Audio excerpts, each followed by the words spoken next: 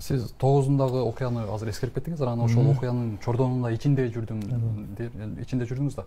Анан ошол жерде 9-да кандайдыр бир бийликтин вакууму түзүлүп, анан бийлик бөлүштүрүүлөргө чейин өтүп кетти да. Сен премьер болосуң, сен спикер болосуң деп, анан сиздерди көрүп аттык 9-октябрда. Атамбаевдер, Бабановдор менен катар аянтка келип аттыңыздар да. 5-inde ак үй алынды.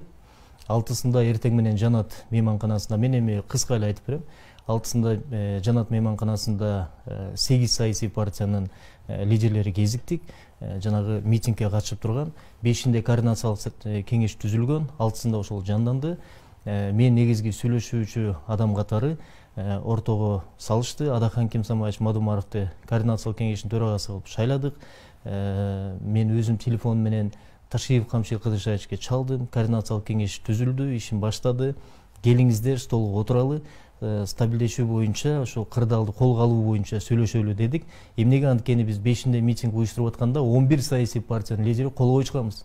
Координациялык кеңеш түзүлүп, мамлекетте кандай бир кырдаал жаралып калса, жоопкерчиликти баардыгыбыз бирдей алалы деп. Бирок аяка келүүдөн баш тартышты. Анткени сөз болду.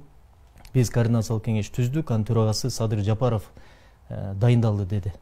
Мына ошондон кийин анан саясий нук бурулду, 2 топ болуп бөлүнүп калды. Эми 9 боюнча Айтор ушу Алтынбек Сулайманов, Клара Сооронкуловлар да кайтпадыбы? Айтор Өрүкбабанов Азаттыкка интервью берди ушу 9-нан кийин. Анан айтпадыбы? Таң атпай келип мени премьерликке көргөзүп суранышты деп. Андай болгон эмес. 6-сынан баштап Бабанов жаныбызда жүргөн. Мен премьер болом деп. 6-сында баштап Бабанов жаныбызда жүргөн. Демек өзү суранып, өзү демек. Албетте, мен премьер болом. Ал боюнча мына Сулайманов да, Сооронкулов да кайтпадыбы? Тиги Атамекен балдар да кайтпадыбы? Анан 9-ында биз чыкканда бир гана максат болгон. Бардыгыбыз ошо жерге аянтка жана тынчтык маршы болуп басып келип, бир гана нерсени айтмакпыз. Бул элге, жалпы эл аралык коомчулукка жана журналисттерге кайрылмакпыз. Жапаров болобу, Бабанов болобу, Акматов, Ташматов болобу, парламенттин кезекчи жыйынын чакыралы, гос резиденциядан өтөлү, жанагы 8-9 партия депутаттар качып калган. Азыр сүйлөп атышпайбы? Качып үйдөн чыкпай калган. Кээ бирөө Казакстандын границасынан, бирөө Турцияга кирип кеткен. Анан ошолордун коопсуздугун сактап, резиденцияга алып келип берели, кезексиз жыйын өтүп, ким премьерге барам десе, 2-3 айлык программасын презентация кылсын, жергиликтүү жана эл аралык СМИ журналисттер келип түз чагылдырсын. Бир шарт менен, ким премьер болсо, бул убактылуу өкмөт да, технический өкмөт. Кийинки парламенттик шайлоого барбасын. 4 нерсени аткарсын: стабилдүүлүк, экономикалык коопсуздук, мамлекеттин коопсуздугу жана парламенттик шайлоону өткөрүү. Жана сиз айткандай саясий вакуум пайда болуп калды да, ошону жоюш үчүн тез аранын ичинде кезексиз парламенттик шайлоону дайындап өткөрүү деген шарт коюлган. Мына ошону айтканы бармакпыз. Бирок тилекке каршы 9-да эртең менен координациялык кеңештин ичиндеги айрым саясий партиялар, мен муну учуру келгенде бардыгын ачыктайм, себеби менде бардык записи, видео, фото бардыгы бар да. Соодалашты, сүйлөштү. Акырында 2 гана адам калды. Мадумаров Адахан Кимсанбаевич жана мен.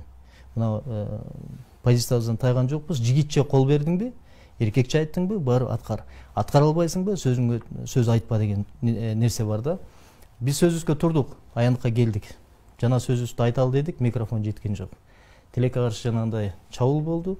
Анан баарыбыз таркап, жыйынтыгы мына ошого алып келди да. Демек тартап койсоңуз. Эми Айтор ошол жерде Өрөк Токтогулович Бабанов